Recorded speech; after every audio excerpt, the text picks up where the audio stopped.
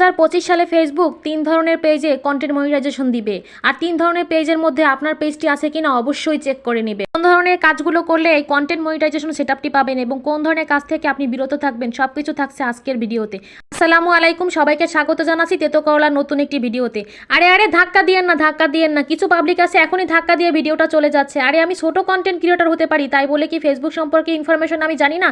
যারা বড় বড় কন্টেন্ট ক্রিয়েটর ইনফরমেটিভ ভিডিও বানান তারাও কিন্তু একসময় ছোট ছিল, তারাও কিন্তু একসময় ছোট থেকে শুরু করেছে। তার আগে বলবো আপনি মনটাকে স্থির করুন, তাহলে আপনি অবশ্যই কিছু জানতে পারবেন একটা ভিডিও দেখে। এবারে মূল আলোচনায় আসি। 3 ধরনের পেজের মধ্যে প্রথম যে পেজে সেটআপটি দিবে সেটা হলো আপনার পেজে স্টার সেটআপটি থাকতে হবে, অর্থাৎ যে কোনো একটা সেটআপের মধ্যে আপনার স্টার সেটআপটি পড়ে। দ্বিতীয়ত আপনার পেজে ইনস্টিমেট সেটআপ অথবা স্টার সেটআপ, এই দুইটা সেটআপ থাকলে বা কারো সেটআপ রিভিউতে থাকলে সেই পেজগুলো কন্টেন্ট মনিটাইজেশন সেটআপটি পেয়ে যাবেন। এবারে বলবেন রিভিউ যাদের সেটআপগুলো আছে সেগুলো কিভাবে কন্টেন্ট মনিটাইজেশন পাবে। আপনারা অবশ্যই আপনাদের কপি কন্টেন্টগুলো অথবা মিউজিক কন্টেন্টগুলো ডিলিট করে ফেলুন, আপনাদের যে কন্টেন্টের ঝামেলা আছে সেগুলো সরিয়ে ফেলুন, তাহলে আপনাদের সেই রিভিউ সেটআপগুলো কন্টেন্ট মনিটাইজেশন পেয়ে যাবে। আবার কিছু পেজ আছে যাদের কন্টেন্টে কোনো প্রকার ঝামেলা নেই, তারপরও ইনস্টিমেট সেটআপটি রিভিউতে রয়েছে, তারা কিন্তু কন্টেন্ট মনিটাইজেশন সেটআপটি পেয়ে যাবেন, কারণ বর্তমানে ইনস্টিমেট সেটআপটি বন্ধ রয়েছে, তাই তাদেরকে রিভিউতে রাখা হয়েছে। তাই ইনশাআল্লাহ 2025 সালে কন্টেন্ট মনিটাইজেশন সেটআপটি দিয়ে দিলে আপনারা সেটা পেয়ে যাবেন। এবারে আসি 3 ধরনের পেজের থার্ড অপশনে। যাদের পেজে কোনো ধরনের সেটআপ নেই তারা কি এই সেটআপটা পাবে না? অবশ্যই পাবে তারাও, তবে তাদের শর্ত আছে, সেই শর্তগুলো পূরণ করতে পারলে তারাও এই সেটআপটি পেয়ে যাবে।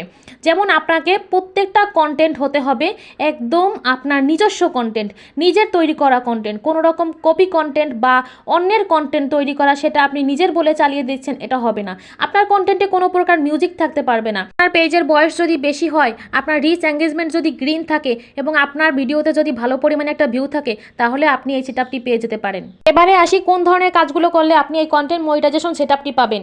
এটি পাওয়ার জন্য নির্দিষ্ট কিছু কৌশল রয়েছে। প্রথমত নির্দিষ্ট টপিক, আপনাকে অবশ্যই নির্দিষ্ট একটা টপিক বেছে নিতে হবে। এই টপিকটা দর্শক পছন্দ করবে, দর্শকের নজর কাড়বে এবং আপনি সেই বিষয়টা হতে হবে প্রচুর পরিমাণে দক্ষ। দ্বিতীয়ত কন্টেন্টের গুণগত মান, আপনার কন্টেন্ট অবশ্যই হতে হবে মানসম্পন্ন, আপনার কন্টেন্ট যেন দর্শকের নজর কাড়ে এবং আদর্শ একটা কন্টেন্ট হয় সেদিকে নজর দিতে হবে। তৃতীয় অপশনটা হলো অ্যালগোরিদম, আপনাকে অবশ্যই ফেসবুকের অ্যালগোরিদম বুঝে কাজ করতে হবে। 4 নাম্বার টপিক, খুবই গুরুত্বপূর্ণ একটা টপিক, SEO, সার্চ ইঞ্জিন অপটোমাইজিং। এই বিষয়টা আপনাকে খুবই মন দিয়ে বুঝতে হবে। সার্চ ইঞ্জিন অপটোমাইজিং কী? যেমন আমরা ফেসবুকে বা ইউটিউবে একটা রান্নার রেসিপি ইলিশ মাছের পাতুরি লিখে সার্চ দিলাম, এখন আমাদের সামনে ফেসবুকের অ্যালগোরিদম বা সার্চ ইঞ্জিন অপটোমাইজিংটা ইলিশ মাছের পাতুরি রেসিপিটাই শো করবে। তাই আপনাদের কন্টেন্টের টপিকটা এমন হতে হবে যেন মানুষ আপনাকে যে বিষয়টি নিয়ে সার্চ দেবে সেই বিষয়টাই খুঁজে পায়। তাই আপনার কন্টেন্টের টপিকটা আগে সুন্দর করে লিখুন। সর্বোপরি বিষয়টা হলো দর্শকের সাথে যোগাযোগ করুন, আপনার দর্শকের মনের ইচ্ছা চাহিদাগুলো বোঝার চেষ্টা করুন। আশা রাখছি বিষয়টা সবাইকে সহজভাবে বোঝাতে পেরেছি। ভিডিওটা ভালো লাগলে অবশ্যই লাইক, কমেন্ট, শেয়ার দিয়ে পাশে থাকবেন। আবারও দেখা হবে নতুন কোনো ইনফরমেটিভ ভিডিওতে। ততক্ষণ পর্যন্ত সবাই ভালো থাকবেন। আল্লাহ হাফেজ।